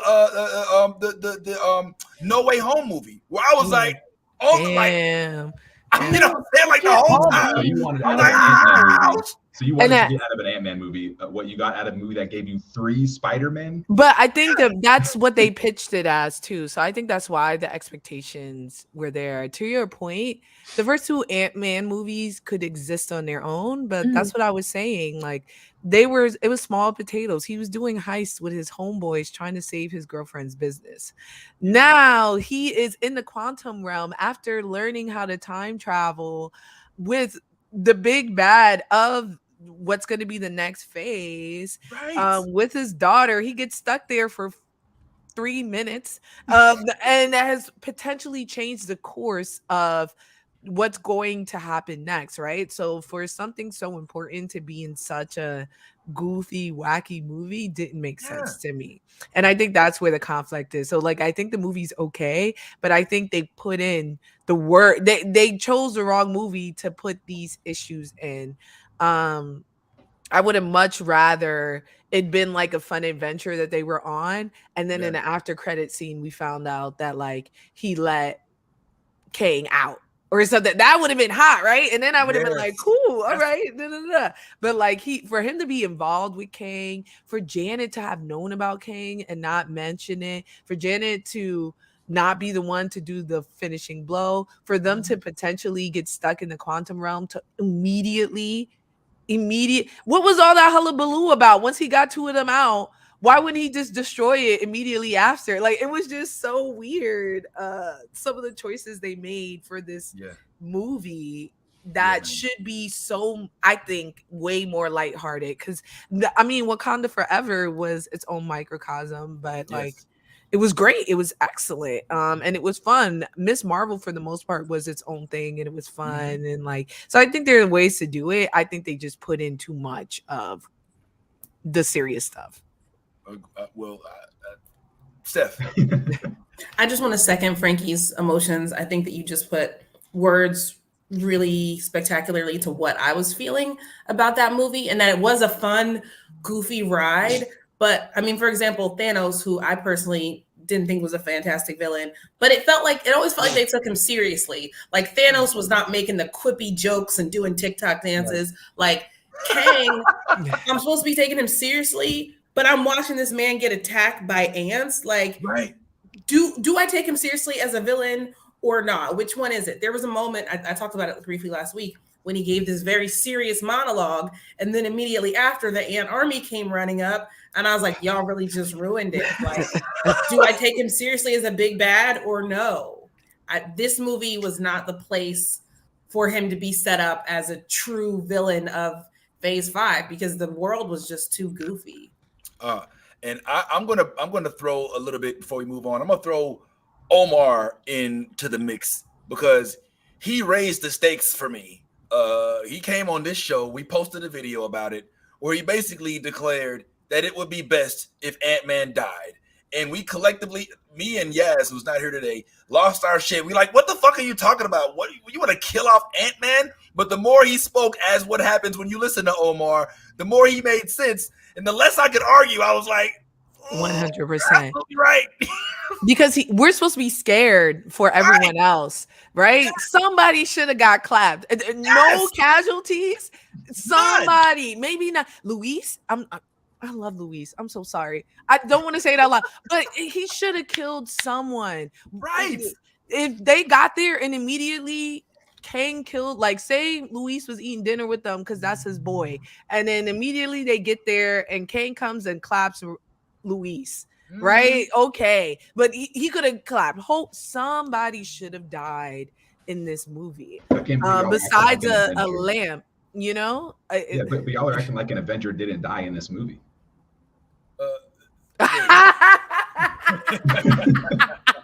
Yes, Thank you're you. right. You're right. I'm sorry. It took me a second.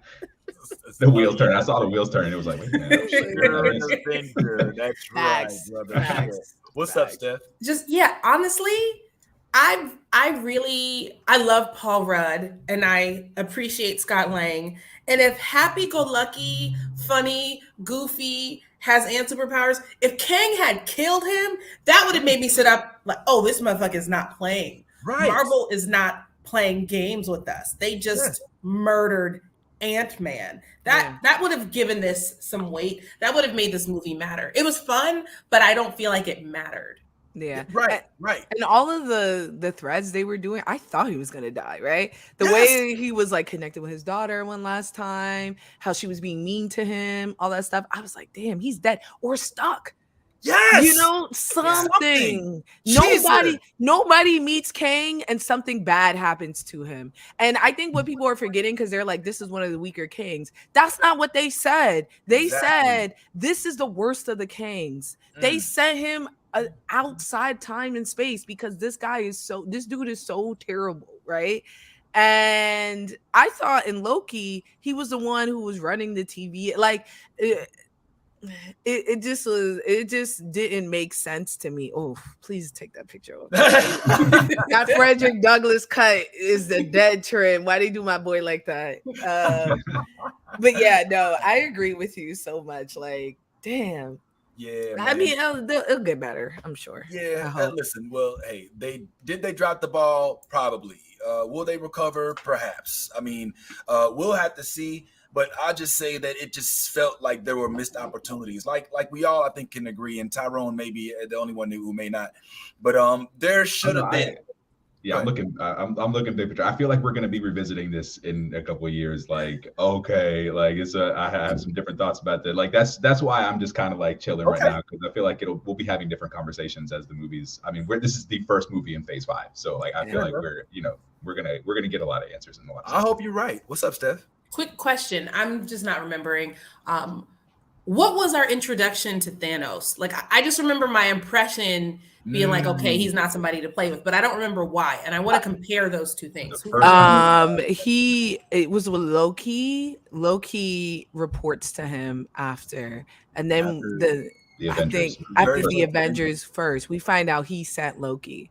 But he doesn't do anything, but Loki looks terrified. And then when we see him again, he says, fine, I'll do it myself. And then we hear him in Guardians of the Galaxy. Right. In scene. And it was the Guardians, yeah. And then even then, Gamora is terrified of Thanos, right? Nebula and Gamora, who are like the badasses of the team, are terrified of this man. And Gamora is talking about how he replaced her fate. So you see what I'm saying? Like, the overexposure of Kang is what I mean. He's being nerfed because nothing bad happens to anyone who interacts with him, right? Yeah. He was basically having tea and crumpets with Loki and Sylvie. Like, the first time we see him, he's giggling, he's fine. And I know that's He Who Remains. But then the next time we see him, he asking his old booty what she thought about him. Yeah, and we move on.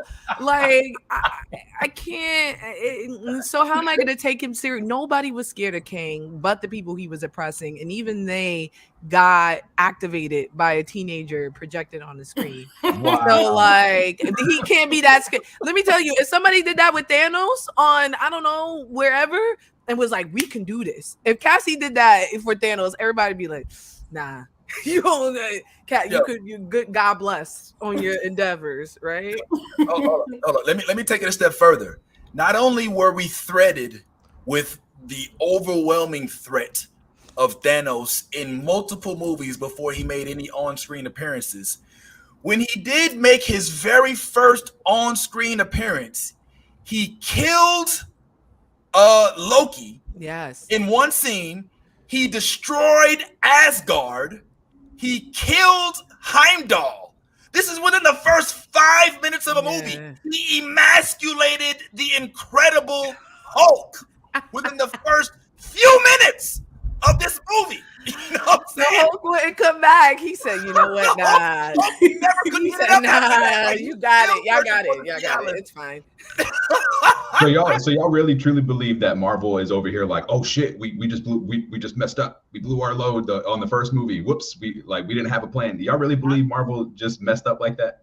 I don't think that they messed up. I think that the merger of Disney and the inclusion of the Disney Plus universe is almost forcing them to cross promote their elements, which is why we see at the end of it a lead into Loki. If there was no Loki show, then perhaps it wouldn't be taken so lightly that Kang is making this on-screen appearance, because we'd have to wait for a whole nother movie before we see Kang again. I also think the death of Chadwick Boseman and COVID-19 totally destroyed the plans that they had for this, for the next couple phases. And because of so, they're like scrambling, and all this stuff with the multiverse got thrown off because of COVID-19, and it changed the story. It was supposed to be Multiverse of Madness and then WandaVision. And I think that's a huge distinction. And Loki was cut in half. So 3 elements of this story got thrown and disrupted, and now they're kind of scrambling to make it make sense. And the thing is, even with the Ant-Man thing, I agree. I think it's a Disney thing. He and Hope were supposed to be stuck there. And they changed that ending 6 weeks ago. So that feels like they're scrambling, right? Like to be like, yo, we got to do something. So I think some of it is the Disney aspect, keeping it light, keeping it PG-13, things like that. Making it more kid friendly is a big piece of it for sure. I for one hate it, because let's keep it real. Of the major original OG Avengers, they've had enough. No, I'm sorry, blow my nose. I got allergies. I don't want to do it on screen. You know, I wish you'd do it on cam, man. I can make a GIF out of it. That'd be dope as hell. And then when I come back, look. I love it. Nah, sorry, hold on. And I didn't mean for this to take this long, but I'm glad we're getting this out of our system, because I didn't want to have to just give this to only my therapist. I'm glad y'all will listen as well. But yeah, man, it's look, Tyrone, the Avengers were smart enough. Excuse me, Kevin Feige rather was smart enough to say, listen, we loved Chris Evans, but he can't be around forever, right? We love RDJ, but he can't be around forever. We even love, all right, well, some loved Scarlett Johansson, you know, all of this. But out of all of the OG Avengers from the very first movie, we basically moved on, with the exception of the Incredible Hulk. Even Thor, I mean, yes, Thor's here, but he has additions now. So I would highly beg that the next few Thor movies may even usher in, you know, more Thors, as we have like Kid Thor, and like we got like Son of, like, well, there's a whole bunch of Thors coming out. So it's just weird that the one that they keep around is the guy who talks to ants, and that the guy who talks to ants, who really doesn't have any superpowers, killed one of the most like powerful beings that's supposed to be like the big bad villain in phase 5. So I mean, even if it is one version of him, it just makes it so that when I think of the upcoming movies, I'm like, okay, well, what's the big deal? Kang and all of his friends are coming. We've got Ant-Man and his family. Right. And my point is, this feeling that you're feeling right now, you think that Marvel, the MCU, who has done this unprecedented like thread of movies over what we're at, like what, 14, 15 years now, that with all of this that's happening, they were just like that this is not the plan that they had, wasn't to like introduce this version of Kang and just be like, all right, well, that's not the guy. Like, I feel like there's something going on here that they're fucking with our expectations. Okay. The idea that, like they said, when we were talking about this being the Thanos level threat, right? They're talking about Kang is the Thanos level threat. We kind of got teased with that in Loki. We got teased again in Quantumania, which is the first movie of the new phase. I think it's, when they say Thanos level threat, they don't mean this guy is going to be like Thanos. They're not saying that. They're saying this is the next Avengers level shit. I don't think we're going to see any real consequences until the next Avengers movie. Like, up until then, it's going to be setups pretty much, and it's going to be other people doing their stories and everything. I don't like it didn't really start getting heavy until the Avengers movie. Infinity War started off heavy as fuck after all that lead up, right? After all lead up with different movies. Captain America and different Winter Soldier. Oh, Winter Soldier was great, but like we didn't lose anybody. We lost Shield. Freaking Wakanda. What are you talking about? We lost. No. That's Civil War. Captain America is the one where Bucky comes back. That was Civil War. It was Civil War. Okay. It was it was Bucky. Okay, my bad. I know it was one of those. Okay. So but Shield, but it was the fall of Shield. Everything that was supporting and backing up the Avengers was gone. And including Nick Fury, which was the glue of the Avengers, and we lost that, and we were like, well, "What do we do now?" Like, I thought that was pretty dark. Yeah. There's always been an element. Oh, sorry. Go ahead, Tom. Oh no, I was just gonna absolutely. The fall of Shield was huge for sure. Yeah. Yeah, I mean, there's always been one of the things that Marvel has always managed to kind of tie in, Steph, has been some sort of loss that comes with the gains. In the very first Avengers movie, we lost Phil Coulson, right? And even though Phil Coulson was just a SHIELD agent, we still kind of had a love for Phil Coulson, and we're like, holy shit. And it was Loki who did it. You know what I'm saying? In each subsequent movie, we would have some sort of loss. And for this just to be a happy-go-lucky movie where they have the biggest, baddest villain, but no losses, even just for them to be lost in the Quantum Mania, I would have accepted as at least something. But Steph, what's up?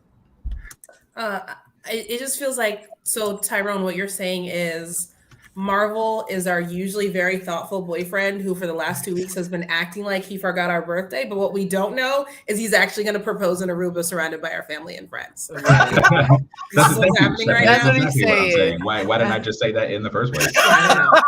We would have got it immediately. Yeah, I could have said so much fewer words. But no, what I think is that kind of Nolly pointed to it earlier. We have all these expectations, like we want everything to be like the big thing, but what we like all those feelings we had, especially after like Endgame, after Infinity War, that was a decade of buildup, and we are just beginning the buildup. This, and I think that's what I keep kind of going back to is that we're just now. If we get to the end of Phase 5 and we're having these same conversations, then I got to be like, well, I guess we were all just kind of throwing shit at the wall to see what stuck. Yeah, but sorry, go ahead. I think that's different. Like it was a decade of buildup, but it was considerably less properties in that decade. In this last year, we got pretty much what we got in that decade of buildup. And then in addition to that, we still have a decade of buildup that's being brought. It's not like Phase 4 started and it was brand new. Most of Phase 4 was a reaction to the end of Phase 3. Yeah. Right. So like it's not like Phase 1 where we're getting into a world where we're world building, we're universe building. That has been built. We're introducing new characters to an already established story. And it's a lot of things. I think it's around 12 things that we've watched in Phase 4, and then I have to count, but it's a lot. Series, which is 3 or 4 movies, if you think about that. There was 5 series, and then there was like 4 movies. That's a lot. And for like there's a light thread between them, but it's all not tying together. I think one thing about the Avengers was there was nothing before, so they had the flexibility to like do more like individual things. But now we're like, there is a multiverse out there, and infinite number of people willing to destroy Earth, and we're not even addressing it. Right, a celestial was about to be born on Earth, and now that we may explode that, we're not addressing it. Time and space has been altered, and so like, yes, the boyfriend is gonna take us to Aruba, maybe. Okay, but he taking us next year. I thought he was gonna propose last night. So like, you know what I'm saying? Like, I gotta wait a year. Maybe more. Maybe more. Yeah. A question Frankie just brought up for me: are we in the same world and timeline as Eternals? Because we've addressed the blip. That's the thing. Are we ever going to talk about this big ass hand that just came out of the earth and stopped? The only thing that's after Eternals is She-Hulk. Okay, so and they do address it. Yeah, they nodded to it. Yeah. Quantumania is still before Eternals, then. I think Quantumania, because it takes place in the quantum realm. It's outside of space and time. No, but she's saying like even in the beginning, like in the timeline. No, but she's saying in the beginning when he's on Earth, and that was something else, right? Even if the movie went exactly how it was, imagine if he went when he realized he did something, he may have done something wrong. He looked around and everything was different, or like he went to dinner and Jonathan Majors, not Kane, served his food. Like something to say, like this is not. It's what you did is going to change everything, and I laughed saying it, but I think Ant-Man is after. I know She-Hulk is after, but everything else, Hawkeye, all that stuff, is all happening like directly after the blip. And like I think Eternals is supposed to be like a year after the blip, right? It's not like directly after. So that's why it's only She-Hulk, because the rest of the properties we're watching are like all happening at the same exact time. Yeah. Post blip. And one thing that I'm looking forward to, since they did introduce the Celestials, it gives an idea of how they could depict Galactus, because we have imagined now a larger than life planet size, being. And with that, we can now usher in our black friend Norin Rad, which we'll talk about at a later date because I don't want to spend too much time. They already showed Galactus. He was terrible.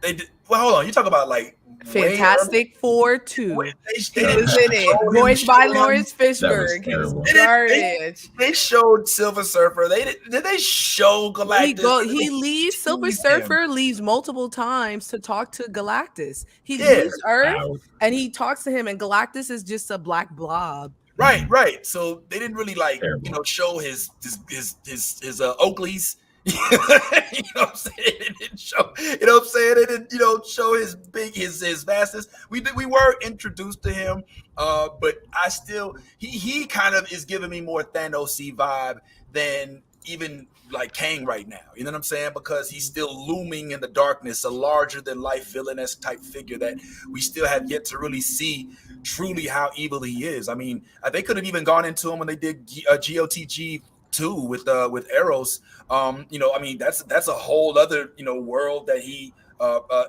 Eros. Am I saying the right word? That's the name of the planet, right? What's the name of the planet? Ego. I'm sorry, Ego.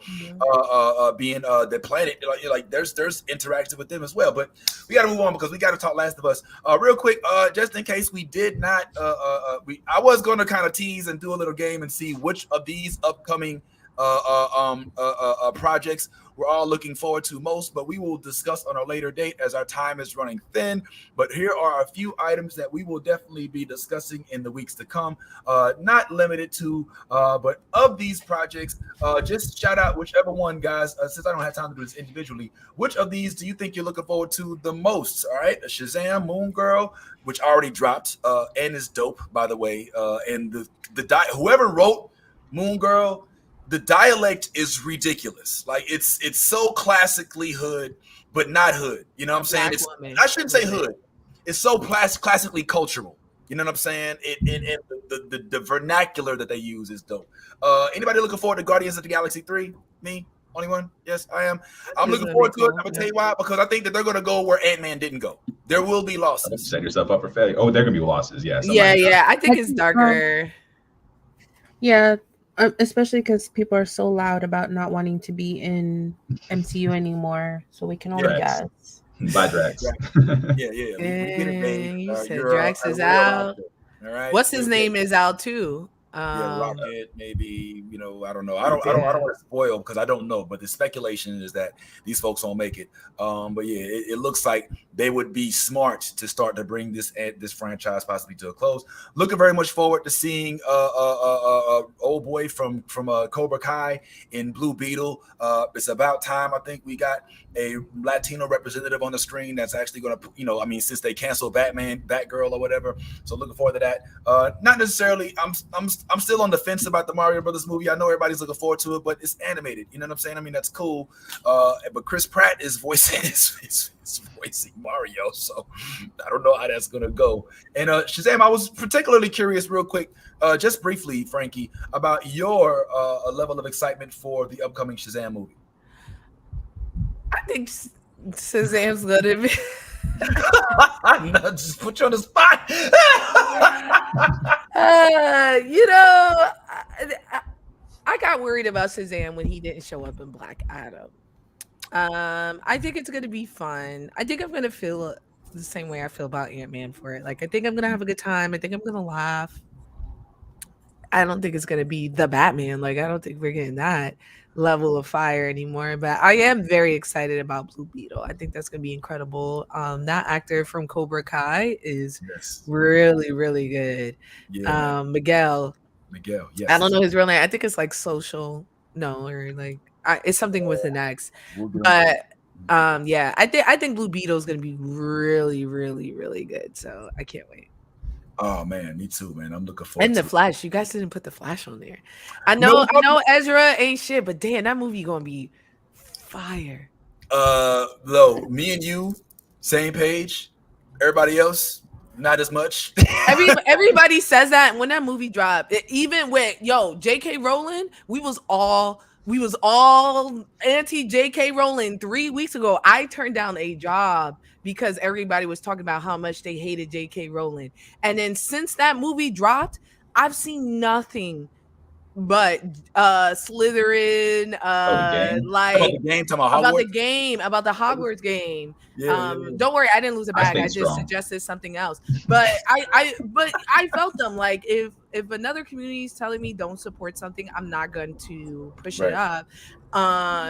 But I was like, what happened to this talk we was just talking about? Because now everybody is doing Hogwarts content. I think the same thing's gonna happen. We're gonna justify it as a Batman movie. Hopefully he's gonna be gone at the end of that movie. And if that happens, everybody is gonna be talking about this Flash movie. We'll see. Only time can tell. But I don't think people are gonna be as strong in their convictions if the movie ends up being fire. If it's we gonna be like, but if it's fire, I think people are gonna get a lot less. I don't know the word, but the problem, a lot less of it. The problem, Frankie, and I didn't mean to go here, but the problem with the Flash movie is it comes with a lot of, Ezra Miller has reached R. Kelly level hatred. You know what I'm saying? In that you have, man, I want to see Flash. Or man, I want to freaking turn on 12 play right now. Man, there's a song that would fit this event perfectly is I Believe I Can Fly, but we cannot play I Believe I Can Fly anymore because I still hear R. Kelly all the time. Yeah, I mean, listen, I'm not of that. I have the ability to separate artists from work sometimes, depending on the level of it. But I think that's where they're going to lose, and I hope that they're able to rebuild this universe. Do you think that Grant Gustin would have been better served in that role, or do you think that? No. I love Grant Gustin. Let that man rest. Let that poor man rest. Give him a break. He's been in the Flash for like 15 years. It's time. Y'all. This is Stephen Amell did it. I mean, why he got arrested? He's gone. Is he Green Arrow right now? Green Arrow's done. He did his thing. He left. And that's the thing. We act like we can only cast actors that we know the name of. Somebody, if you put in stars around them, someone else can be the Flash, right? Keep Ben Affleck in there because he's supposed to be old man. Get someone else to be the Flash. Maybe someone we don't know. Personally, I think Timothée Chalamet would have been better if we got to keep him white. But I think Grant Gustin is also getting a little bit old. I'm so sorry. But I think he's great, but I think he's also tired of the Flash. Let that man do something else. He's an actor. He doesn't want to be anything else. The whole point of an actor is to become something, to be different things, put on different hats. And every actor talks about that, right? Like, I became this flagship, and that's the issue that Marvel's having, right? That they're booking people for 15 years and they get fatigued. They're like, Jesus, I want to be a tired working mom or like a blue collar or whatever. Like, they want to exercise what acting is, and I think we should let them. that was one of the last points I was going to make. One thing that Marvel doesn't have as much anymore, with the exception of like Moon Knight and Ms. Marvel, is the essence of new. When it came out, when MCU was introduced, it was new. We were getting new characters. We were getting a new Captain America. We were getting a new Hulk. Even though we had old versions, we're getting new. And Ant-Man wasn't new. Anyway, real quick, we got to, because I got to talk to y'all about this week's episode. Terrible segue, but whatever. You know what I'm saying? I was going to be like, the last thing I'm going to say, speaking of the last, it wasn't going to work. All right, sorry. That's why I didn't do it. We actually got to see Tommy and Joel link back up, just as evidently they did in the game. One thing folks are not recognizing is they completely race-bended these two characters. They went from two white rednecks to two Latino rednecks, which is cool. I'm not mad at it. But one thing that we've learned, Steph, is that both of these brothers here, one thing they don't play about is they black women. Hallelujah. I mean, they both ended up with sisters, homeboy. I mean, like, one had a sister before the apocalypse. The other one found one afterwards. Man, dare I say, chocolate? Man, it must be a shortage of it in the apocalypse. You saw this most recent episode? If so, what you think about it?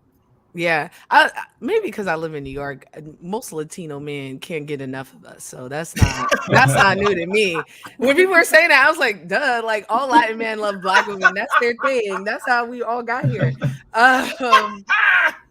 But yeah, I saw the movie. I saw the show, and I think the biggest takeaway I got from that episode was that all these post-apocalyptic movies that we've been watching, this one made a statement that the reason why everybody's so cutthroat is because people are terrible. There's actually a way in where we could, even when he said like communist.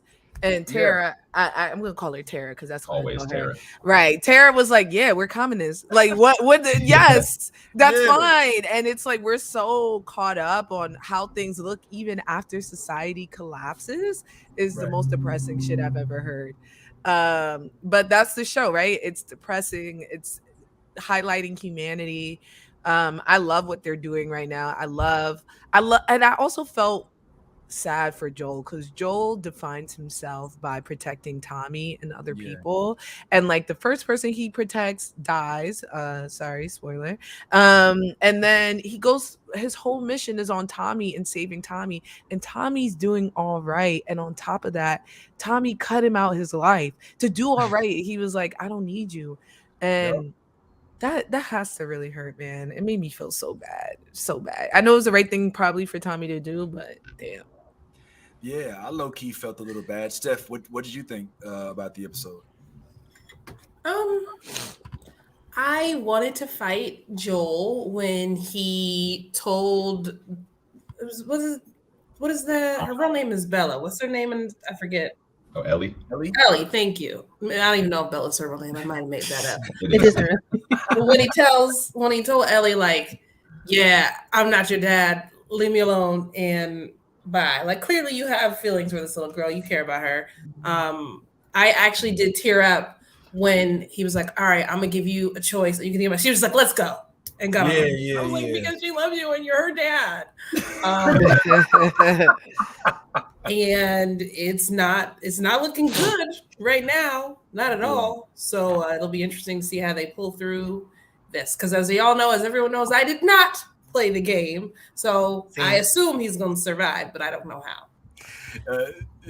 Frankey, Steph got a lot of online hate because of her hatred for Joel's daughter, Sarah, and it was a lot of, oh, you didn't play the game, what happens? And she's taking it personally. It's been even if she played the game, the character is the same in the game, so what does it matter? You still wouldn't like her. People just love to wave that in your face, like, I have an opinion about a character. This is the media I've been given. She's not likable. You're referencing something that has nothing to do with what we talking about. Girl, it's all good. I feel you don't like her. She had a stick up her ass. I feel her, right? She wasn't about it, yo. She acting all grown, and she not about it. Nah. Yeah, she made some problems. So real quick, Nolly, as the only one of us who has finished the game, I think you finished it. I did. What how did you feel about this episode, and how did it fare compared to what happens in the game? It's a good episode. It's a little parallel to the game. I thought they did a good job of showing Joel's PTSD. Obviously he's faced a lot of loss, and then we're like 20 years into the apocalypse here, so it was a good, there's no way to go through all that and it not take a toll on you in any way, shape, or form. And so like this man just found his brother, and it's all hitting him, and so the PTSD thing was beautiful and made it a little real. I'm nervous for next week's episode. Oh wow! Why are you nervous? All right, never mind. Don't say nothing. It's like tomorrow. We could wait. Yeah, it is tomorrow. Yeah. It's a whole 24 hours away. What's up, Steph? They keep talking about, Joel's a murderer. I haven't seen it, so I don't believe it. I've seen Joel do what he needs to do to survive. You know what I mean? Kill to defend himself and his people. But they keep talking about, Joel. Like, if you want me to believe that Joel was a bad dude, I need you to show me. Because I haven't seen him do anything that was not necessary. So I get annoyed when they try to make these references of like, but Tara has every right to be upset because he murdered. When he had to. Well, I think what they're referring to, if you recall in the last episode, actually 2 episodes ago, episode 4, I think it was, where they got, basically robbed. The reason he recognized the setup is because he said he was on the other end of that type of setup, but I mean, to your point, he did say they did what they had to do. So perhaps it was something, it was necessary to survive. But his brother also was said, and this was something that they said, and Tyrone, I'm going to say you. He said, "Listen, we did things." This was a quote out of the we did things, and he's like, "Those weren't things; there were people, all right, and we murdered innocent people." And so we haven't seen it. Steph is sorry. He was gonna murder that guy doing his job, right? That when they were leaving the compound, he deserved it though. Did he? Yeah. Did he? He deserved it. He was trying to get it. He would have killed Ellie if he'd seen her bite. Because she's infected. He was scanning her to say she was infected, right? She would have went up for being infected, and they're in the quarantine zone. He would have killed her. I don't think he was a great guy, but I don't think he did anything worse. He could have knocked him out and they would have been gone, right? He could have knocked him out, took his gun, and they would have been gone. He went in a murderous rage. I don't believe in knocking out people that could get back up. After I know what you did last summer, I was like, no, you need a bullet to the head. I do not believe in giving villains a second chance. Nothing to fuck with. I'm gonna ride with you though. You better ride with you though. I'm just going to nice. You need some Tyrone. You hungry? No, fuck Fedra. Number one, that's so that moment doesn't count for me. But I think the thing that he's got to deal with right now is after seeing this commune is maybe it wasn't him doing what he had to do to survive. Maybe it was not being creative enough, looking for solutions. Because I think this commune proves that when it's not you got it, I need it, therefore I'm going to take it. You can actually survive, and not only survive but thrive in a completely different scenario. And I do like the commentary on individualism versus a community, and how that fits into kind of his having to reckon with things that he's done, where it's like, oh shit, like I used this to justify my behavior before, but now I do see there's a different way. So now that's making me feel some type of way. Love the episode. And what's up? I was just saying, it's almost like saying, like, if you feel like God is telling you that you have to ban books from bookshelves in Florida because it might make your kids too woke, when what you're really doing is just trying to run for president, and it wasn't even necessary to ban books, something like that. All right, I don't know. I might be going down the wrong alley, but you know what I'm saying. I think there's some connections to what you're saying there. Yeah. Mm-hmm. Yeah. So I didn't even think about that. That's a good point. Like, perhaps in what he's saying, Joel was basically still in his mindset of, look, it's the apocalypse, man. It's crazy out there, man. We gotta eat people, and he's like, no, we don't. We got bacon. It's been 20 years. Why is he still thinking about that? It's been so long for you to still be in. There's a stasis going on, and that's what Tommy's saying. Why you don't gotta live like that no more, Papa? Look at us.